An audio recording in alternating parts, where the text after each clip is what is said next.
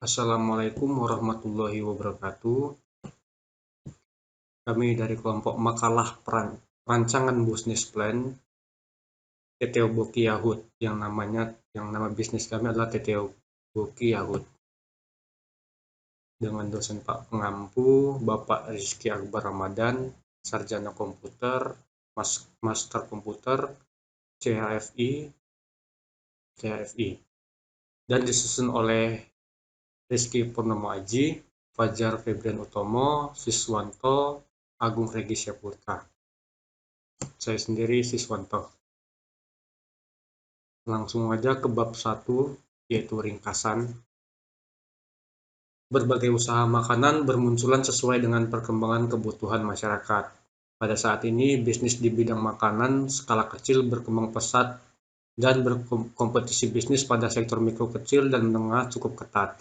Ketatnya persaingan bisnis pada level skala kecil mendorong para pelaku usaha untuk lebih kreatif dalam menyikapinya. Kualitas pelayanan juga harus memiliki keunggulan dan daya tarik tersendiri, sebagai identitas suatu bisnis yang dapat dikenal oleh masyarakat secara luas. Salah satu bisnis makanan yang saat ini digemari adalah TTO Boki. Banyaknya penggemar drakor dan K-pop yang sering menonton meliputi kalangan bawah sampai kalangan atas, dan juga karena rasanya yang nikmat, lezat, dan harganya tidak menguras kantong atau terjangkau di semua kalangan. Menjadikan bisnis ini sebagai bisnis yang menjanjikan untuk memberikan keuntungan dan tidak mudah mengalami penurunan karena bisnis ini bukan merupakan bisnis musiman. Hal ini yang memotivasi kami dalam membangun dan mengembangkan usaha di bidang makanan atau kuliner. Alasan kami memberikan nama TTO Boki Yahud sebagai usaha kami karena TTO Boki ini adalah makanan yang kami jual.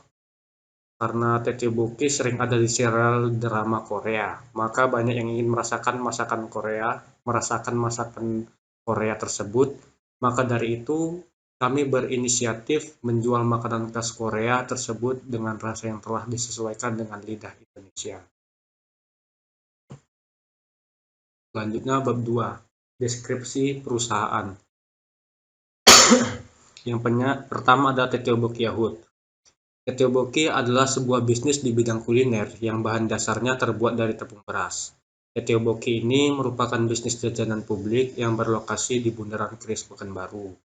Bisnis ini menggunakan paduan adonan tepung beras, tepung tapioka, dan garam. Promosi TTO Boki dilakukan melalui Instagram, Facebook, WhatsApp, Line, dan poster sebagai media pengiklanan. Berdasarkan hasil analisis, bisnis ini layak untuk dijalankan karena modal investasi akan kembali atau payback period pada saat usaha berjalan 3 tahun. TTO Boki memiliki beberapa keunggulan, yaitu memiliki harga yang terjangkau dan pengolahan atau pembuatan yang bersih dan juga sehat, pelayanan yang ramah dan nyaman. Yang kedua ada logo TTO Boki Yahud. TTO Boki Yahud memiliki logo berupa gambar dan tulisan dengan desain yang menarik. Karena jajanan Korea yang sangat hype di kalangan kaula muda ini, sangat enak dan fresh juga mempunyai nilai jual tinggi sebagai usaha jajanan publik. Seperti ini logo TTO Boki Yahud usaha kami. Selanjutnya, adapun visi dan misi. Visi dari usaha kami adalah usaha TTO Boki sebagai usaha ke bawah menengah yang diminati masyarakat. Lalu misi kami yang pertama ada proses produksi yang higienis, baik di tempat, alat, dan bahan-bahan yang digunakan. Yang kedua, menerapkan pelayanan prima atau sikap yang sopan dan ramah. Yang ketiga, menjaga citra rasa makanan. Yang keempat, ada dengan rasa yang khas dan harga terjangkau diharapkan memuaskan konsumen. Yang kelima yaitu memperkenalkan jajanan Korea kepada masyarakat lokal. Selanjutnya, adapun tujuan kami dari usaha TTO Boki adalah untuk memperkenalkan jajanan khas Korea kepada masyarakat lokal serta menjadikan usaha ke bawah menengah menjadi sukses dan diminati banyak konsumen.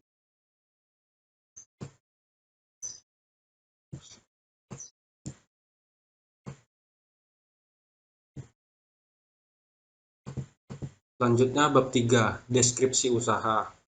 Yang pertama ada gambaran usaha. Tteokbokki merupakan usaha jajanan street food menengah ke bawah yang berlokasi di Bidara Pekanbaru. Penjualan produk tteokbokki menggunakan stand, pemasaran dan promosi yang digunakan oleh usaha tteokbokki yaitu media online dan offline untuk menarik pelanggan agar mencoba produk ini. Keunikan dan keunggulan usaha tteokbokki ini yaitu memiliki kualitas yang baik karena dibuat dengan bahan-bahan berkualitas tinggi dan cara-cara yang higienis. Dan tteokbokki ini lebih nikmat dengan kuah gochujang. Yang kedua yaitu alasan usaha. Alasan didirikannya usaha tteokbokki adalah untuk menambah perekonomian serta memperkenalkannya makanan khas Korea sehingga banyak diminati masyarakat. Yang ketiga, ada manfaat usaha. Adapun manfaat usaha tteokbokki ini adalah yang pertama menambah perekonomian. Yang kedua, memperkenalkannya makanan khas Korea agar banyak diminati. Selanjutnya, bab 4. Analisis aspek pasar. Yang pertama, ada segmen pasar, target pasar, dan positioning. Yang pertama ada segmen pasar. Segmentasi pasar adalah kegiatan membagi pasar yang luas menjadi terpetak-petak sesuai kebutuhan dan karakteristik konsumen. Tujuannya ialah supaya perusahaan bisa melahirkan produk yang memang dibutuhkan oleh mereka. Tteokbokki mengkelompokkan segmentasi pasar berdasarkan segmentasi demografi sebagai berikut ini. Yang pertama, segmentasi berdasarkan demografis. Tteokbokki memiliki segmentasi usia 1 tahun ke atas. Yang kedua, segmentasi berdasarkan ekonomi. Semua kalangan dari menengah ke bawah sampai menengah ke atas. Yang kedua, target pasar. Target adalah kelompok yang dipilih oleh perusahaan untuk dijadikan sebagai pelanggan sebagai hasil dari segmentasi dan penargetan. Tteokbokki memiliki target pasar yakni beberapa kalangan masyarakat penggemar K-pop dan orang yang gemar menonton seri drama Korea yang berada pada kelas ekonomi menengah ke bawah sampai menengah ke atas. Selanjutnya, positioning. Positioning adalah mencari posisi yang tepat di dalam pasar setelah menentukan strategi segmentasi yang dipakai. Dengan kata lain, positioning adalah suatu tindakan atau langkah-langkah dari perusahaan untuk menempatkan produk di dalam pikiran konsumen sasaran di mana perusahaan tersebut memiliki pembeda atau ciri khas yang dapat diunggulkan dengan pesaing-pesaing lainnya. Inovasi yang kami lakukan adalah menyesuaikan rasa jajanan yang kami buat mengikuti selera lidah orang Indonesia. Selanjutnya ada positioning strategi terhadap pesaing. Positioning strategi pemasaran terhadap pesaing. Pemasaran adalah kegiatan yang dilakukan oleh perusahaan untuk mempromosikan suatu produk atau layanan yang mereka punya. Pemasaran ini mencakup pengiklanan, penjualan, dan pengiriman produk ke konsumen atau perusahaan lain. Lalu Produk merupakan sebagai segala sesuatu yang dapat ditawarkan kepada pasar agar menarik perhatian, akuisisi, penggunaan, atau konsumsi yang dapat memuaskan suatu keinginan atau kebutuhan. Produk mencakup lebih dari sekedar barang-barang yang berwujud tangible, menurut Kotler dan Armstrong. Produk yang kami jual berupa tteokbokki ini dibuat dengan menggunakan tepung beras pilihan yang berkualitas tinggi. Untuk kemasan, tteokbokki dikemas menggunakan sebuah styrofoam yang berbentuk panjang. Kemasan tersebut sebagai wadah tempat tteokbokki. Berhubung sekarang lagi pandemi, kami menghimbau agar pelanggan membawa wadah masing-masing. Selanjutnya, tempat. Tempat merupakan tempat usaha yang sangat mempengaruhi keinginan seseorang konsumen untuk datang dan berbelanja. Tempat produksi yaitu di Round Round Food Park, Pekanbaru yang beralamat di Bundaran Keris, Pekanbaru. Selanjutnya ada harga. Harga adalah jumlah uang yang ditagih atas suatu produk atau jasa. Harga adalah salah satu elemen bauran pemasaran yang menghasilkan pendapatan, sedangkan elemen lainnya melambangkan biaya menurut Kotler, dan Armstrong. Dari beberapa pendekatan harga yang ada, Tetsuboki menggunakan pendekatan penetrasi pasar. Tetsuboki memiliki peluang membangun ketertarikan pelanggan melalui sektor harga. Harga yang ditawarkan berkisar 10.000 per bungkus. Selanjutnya ada promosi. Promosi ialah kegiatan yang ditunjukkan untuk mempengaruhi konsumen agar mereka dapat menjadi kenal akan produk yang ditawarkan oleh perusahaan kepada mereka, dan kemudian mereka menjadi senang lalu membeli produk tersebut. Selanjutnya ada periklanan. Bentuk promosi periklanan yang dilakukan dengan cara memasang poster dan pemasangan banner agar dapat diketahui oleh masyarakat, serta juga menggunakan media sosial seperti Instagram, WhatsApp, Line, GoFood sebagai media promosi. Promosi yang selanjutnya yaitu hubungan masyarakat. Bentuk promosi yang digunakan Tetsuboki adalah dengan lebih mengutamakan pelayanan agar konsumen merasa puas atas pelayanan yang diberikan. Pelayanan yang diberikan tersebut berupa penggunaan bahasa yang sopan dan ramah terhadap konsumen di media offline maupun online, seperti Instagram, WhatsApp, dan Line. Dengan memberikan pelayanan yang ramah terhadap konsumen merasa nyaman dalam berbelanja. Selanjutnya, penjualan personal. Penjualan personal yang digunakan sebagai media promosi oleh Tetsuboki yaitu melalui promosi secara langsung oleh pemilik kepada keluarga, teman, dan masyarakat sekitar. Selanjut promosi yaitu promosi penjualan. Bentuk promosi penjualan yang digunakan oleh Tetsuboki Yahoo ini yaitu dengan memberikan diskon pada minggu pertama saat pembukaan awal usaha, di mana berupa membeli dua gratis double telur guna untuk menarik konsumen. Memberikan potongan harga kepada konsumen apabila konsumen membeli dalam jumlah yang banyak. Selanjutnya ada promosi penyaluran. Lokasi bisnis Tetsuboki berada di Bundaran Keris, Pekanbaru. Selanjutnya ada bab 5, analisis aspek teknis. Yang pertama ada lokasi. Lokasi usaha Tetsuboki Yahoo berada di sekitar Bundaran Keris, Kota Pekanbaru, Riau. Lokasi ini adalah lokasi yang sangat strategis untuk membuka usaha jajanan ikan, dikarenakan banyak muda-mudi yang berkumpul. Yang selanjutnya, analisis strategi. Strategi bisnis hampir selalu dimulai dari apa yang dapat terjadi, dan bukan dimulai dari apa yang terjadi. Terjadinya kecepatan inovasi pasar yang baru dan perubahan pola konsumen memerlukan kompetisi inti atau core competence. Strategi bisnis adalah alat untuk mencapai tujuan jangka panjang. Langkah awal yang perlu dilakukan adalah dengan mengidentifikasi kekuatan, kelemahan, peluang, dan ancaman yang dapat terjadi dalam usaha Tetsuboki Yahoo. Selanjutnya ada kekuatan. Merupakan strategi yang menggunakan kekuatan untuk memanfaatkan peluang. Strategi yang bisa diterapkan pada Tetsuboki Yahoo untuk meningkatkan kekuatan bersaing stand Tetsuboki Yahoo dalam menanggapi peluang-peluang yang ada, yaitu stand Tetsuboki Yahoo dapat menggunakan kekuatan usaha seperti memberikan harga yang lebih murah dibandingkan dengan pesaing lainnya, memberikan kualitas yang baik, pelayanan yang memuaskan.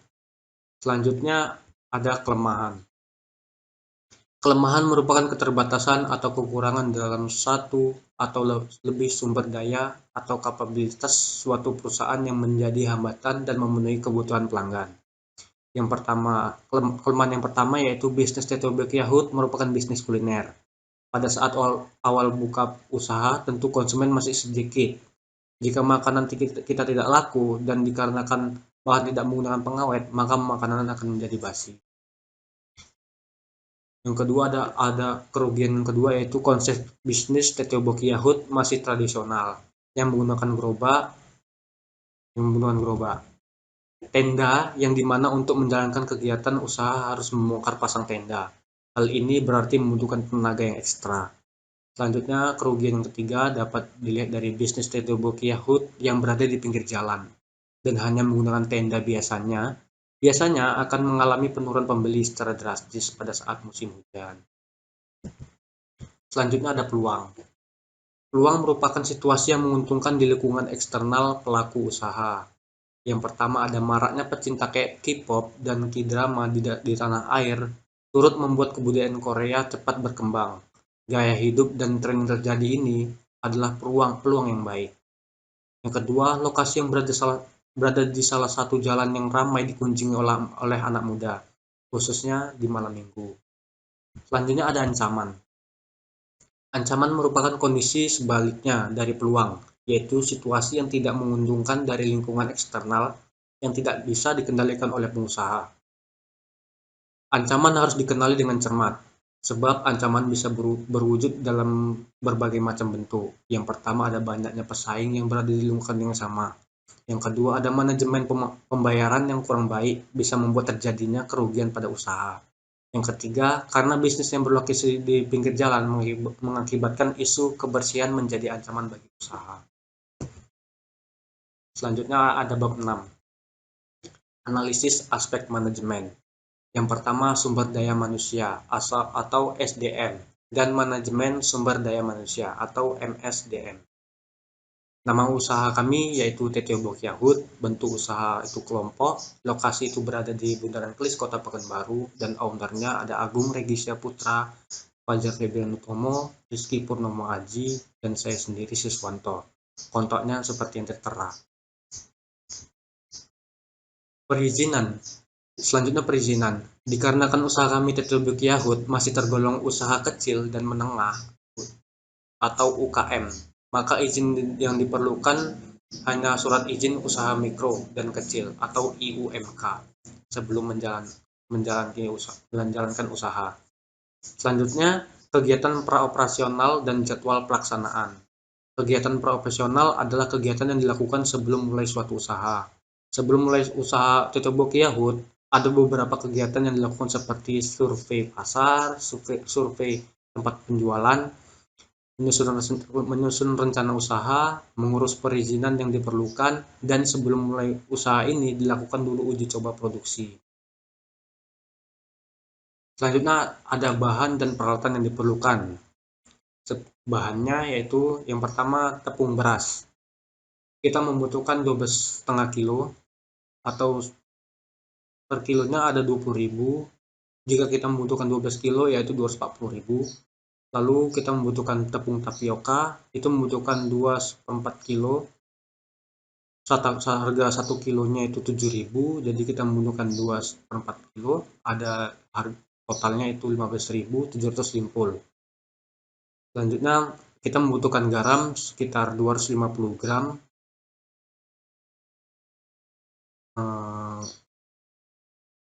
Harga satuannya 6.000, totalnya 1.500.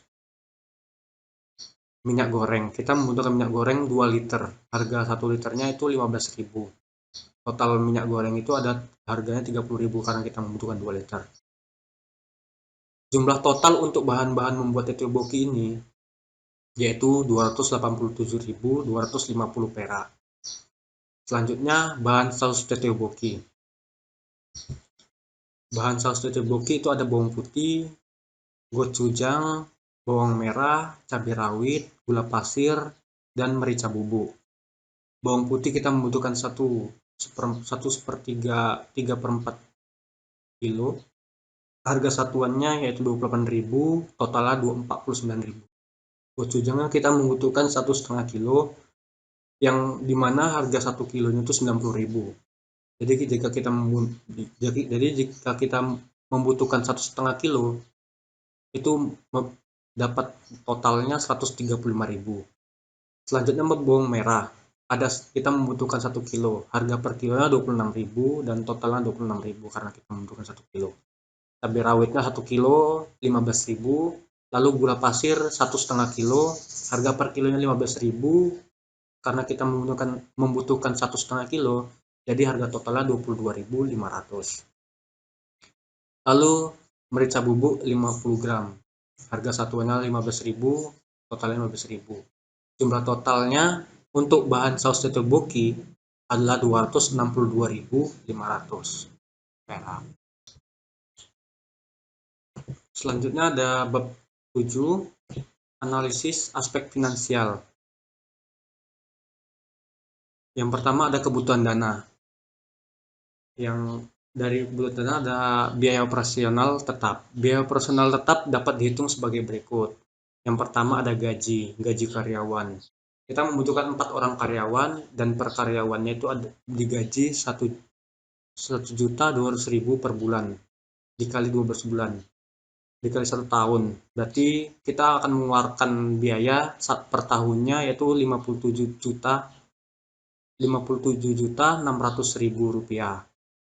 Selanjutnya yang kedua ada biaya reparasi dan pemeliharaan seperti membeli kompor gas seharga 800.000, telenan seharga 115.000, panci seharga 500.000, pisau seharga 330.000, wajan penggorengan ada 350.000, lalu spatula dengan harga 180.000. Jumlah total dari biaya reparasi dan pemeliharaan adalah 2.275.000. Selanjutnya biaya lokasi. Biaya lokasi ada sewa lokasi 1 bulan. 1 bulan itu 350.000. Lalu dikalikan 12 bulan jadi jumlah untuk biaya lokasi per tahun itu kita keluarkan 4.200.000. Biaya perizinan. Lalu yang D, biaya perizinan.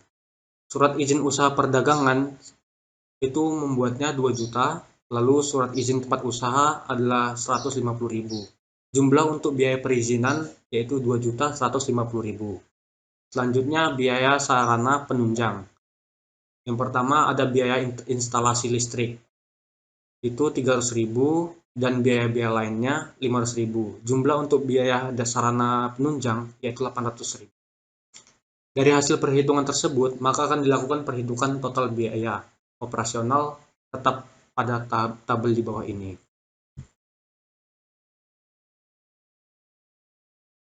Jenis biaya gaji karyawan 4.800.000 per bulan. Jadi jika per tahun itu 57.600.000 rupiah.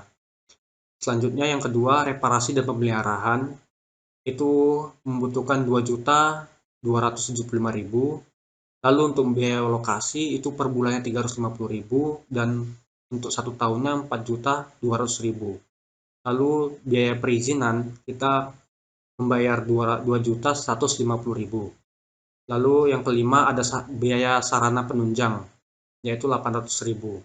Total untuk biaya-biaya ini dibayar yaitu 67.025.000 rupiah. Selanjutnya ada modal usaha. Di sini modal usaha kita membeli stand booth atau gerobak tempat usaha kami dengan harga 3.500.000. Kita membutuhkan 1 unit dengan total 3.500.000.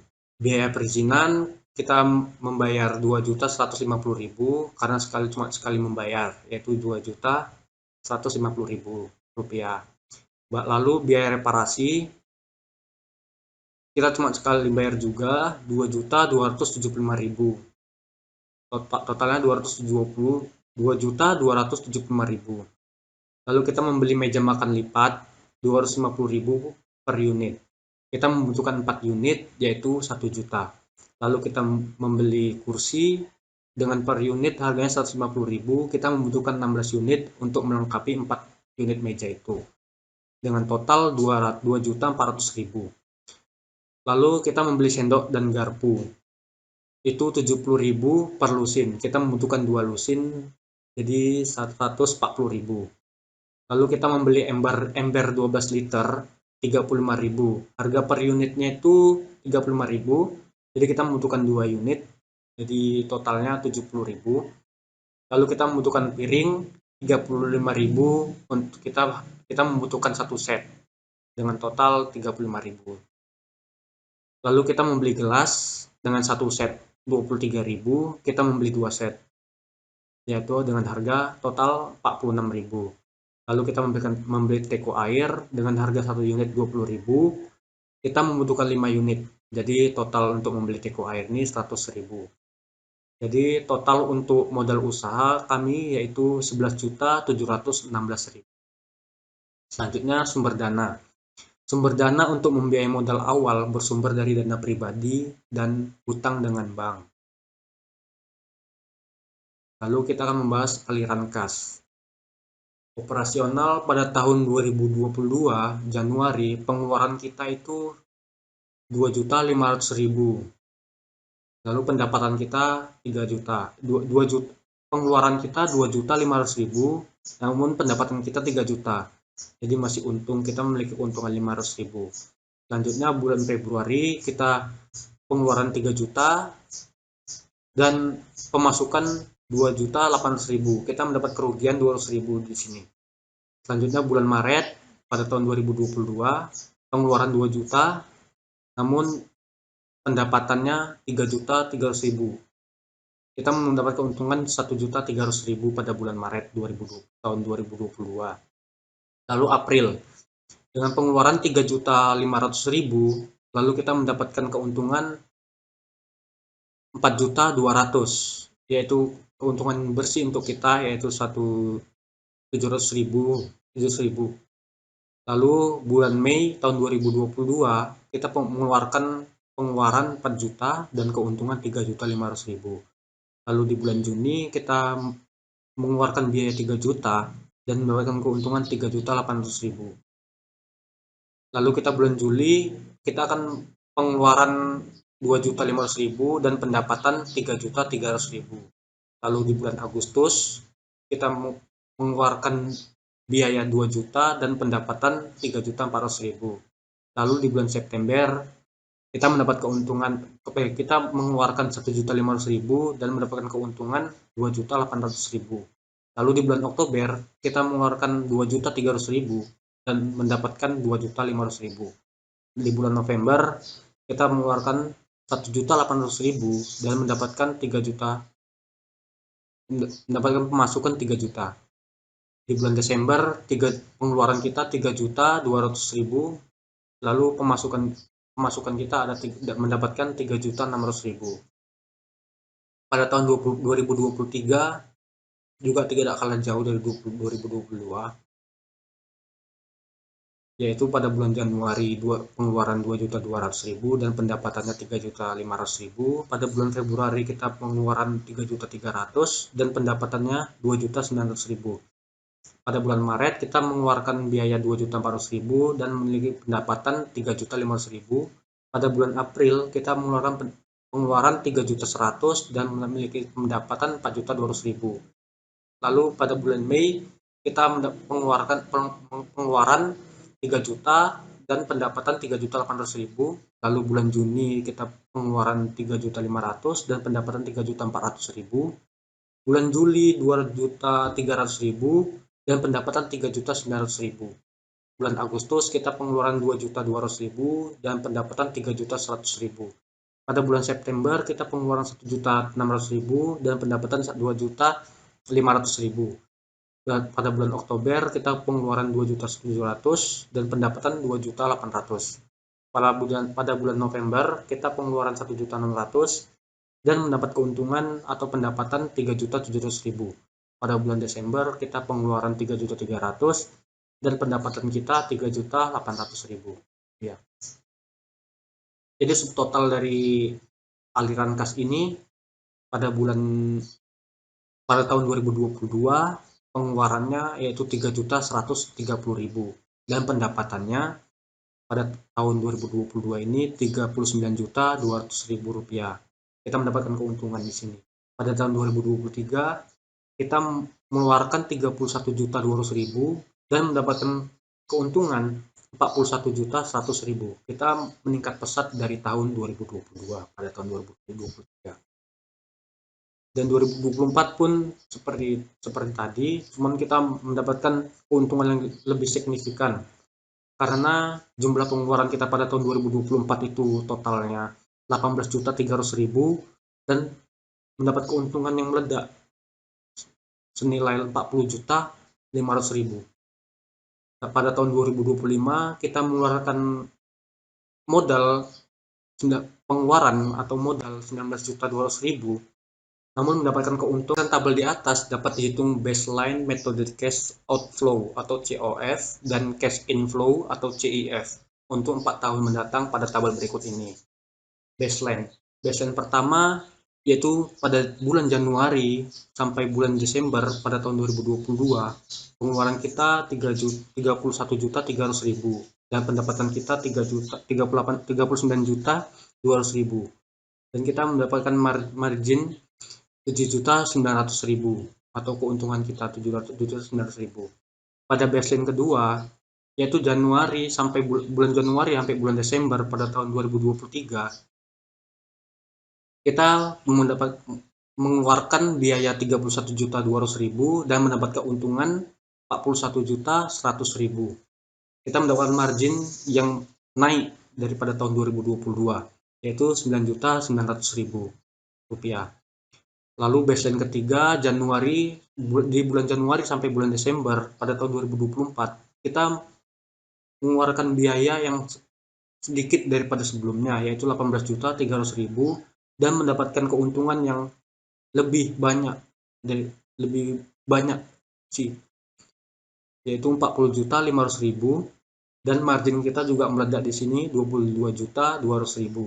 Lalu baseline keempat pada bulan Januari sampai bulan Desember pada tahun 2025 kita mengeluarkan biaya 19.200.000 dan keuntungan kita juga di sini meledak yaitu sekitar 48.300.000 rupiah dan margin kita atau keuntungan kita yaitu 29.100.000 rupiah. Selanjutnya, kelayakan bisnis dari sisi keuangan. Yang pertama ada payback period atau PP. Payback period adalah jangka waktu kembalinya investasi yang telah dikeluarkan melalui keuntungan yang didapatkan dari suatu proyek yang sudah dibuat. Berdasarkan data pada tabel di atas, diketahui bahwa pendapatan usaha TTO Boki Yahut terus meningkat setiap tahunnya. Kemudian investasi yang digunakan untuk usaha TTO Boki Yahut dapat kembali dalam jangka 4 tahun tersebut. Selanjutnya internal rate return atau IRR. Baseline pertama yaitu pengeluaran 31.300.000 dan pendapatan 39.700.000 dan mendapatkan margin 7.900.000. Pinjaman bank kita 15 juta. Jadi bunga pengembalian atau per bulan itu 1,5%, 1,5% dikali 12 bulan dikurang sama dengan 18%. Selanjutnya baseline kedua, pengeluaran kita 31.200.000, lalu pendapatan kita 41.100.000, margin kita 9.900.000 dan pinjaman bank kita 15 juta. Jadi 1,5% dikali 12 bulan sama dengan 18%.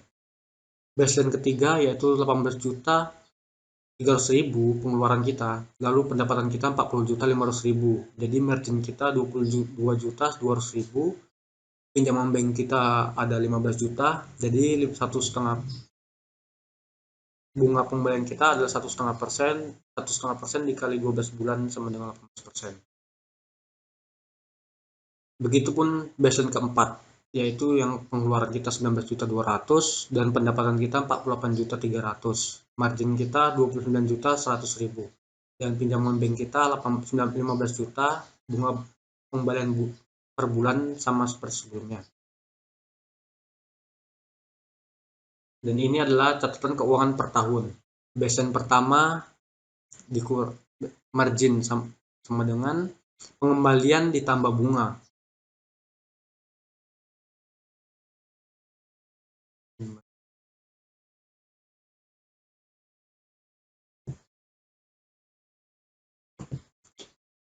Selanjutnya catatan keuangan per tahun. Baseline pertama sama dengan margin pengembalian tambah bunga sama dengan 7.900.000 dibagi 15 ditambah 2.700.000 sama dengan 7.900.000 rupiah banding 17.700.000 rupiah.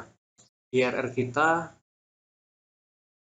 kita sama dengan 7.900.000 dikali 4 dibagi 2.700.000 dikali 4 ditambah 15 juta sama dengan 31.600.000 rupiah berbanding sama 25.800.000 rupiah.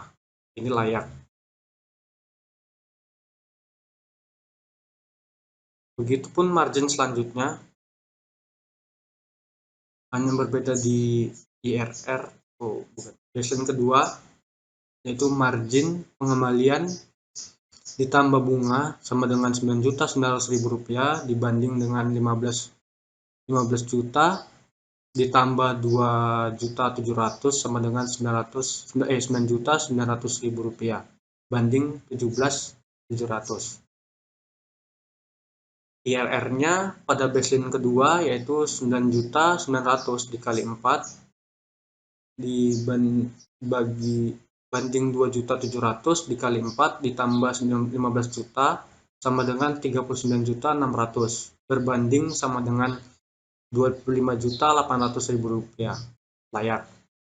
Baseline ketiga margin banding pengembalian ditambah bunga sama dengan Rp22.200.000 dibanding 15 juta ditambah Rp2.700.000 sama dengan Rp22.200.000 dibanding Rp17.700.000. IRR pada baseline ketiga Rp22.200.000 dikali 4 dibanding Rp2.700.000 dikali 4 ditambah 15 juta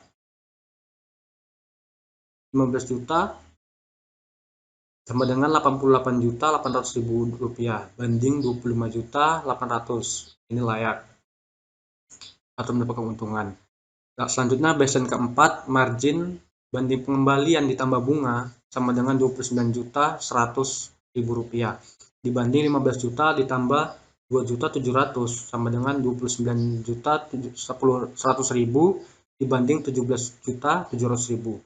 IRR pada baseline keempat yaitu Rp29.100.000 dikali 4 dibanding Rp2.700.000 dikali 4 ditambah 15 juta sama dengan Rp116.400.000 berbanding sama dengan Rp25.800.000. Ini layak juga.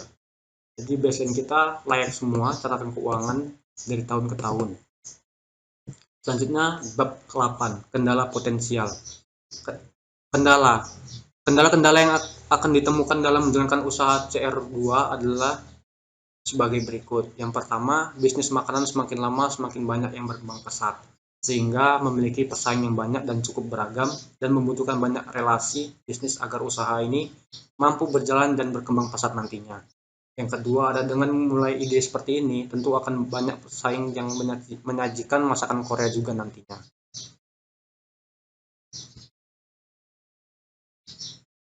Yaitu ada bab 9 flowchart dari rancangan ide bisnis kami. Yang pertama menentukan usaha, yang selanjutnya menyiapkan bahan dan alat, lalu menentukan harga, selanjutnya kita produksi bahan menjadi makanan setengah jadi, lalu kita promosikan, ada untung dan rugi. Jika untung, kita modal bertambah, lalu memproduksi bahan makanan menjadi makan setengah jadi kembali, lalu memproduksi lagi. Jika kita mendapatkan kerugian, kita langsung memproduksi bahan makanan menjadi makanan setengah jadi tanpa mendapatkan modal bertambah. Sekian presentasi dari kami. Kurang dan lebihnya saya mohon maaf. Saya sudahi, wabillahi taufiq walhidayah. Wassalamualaikum warahmatullahi wabarakatuh.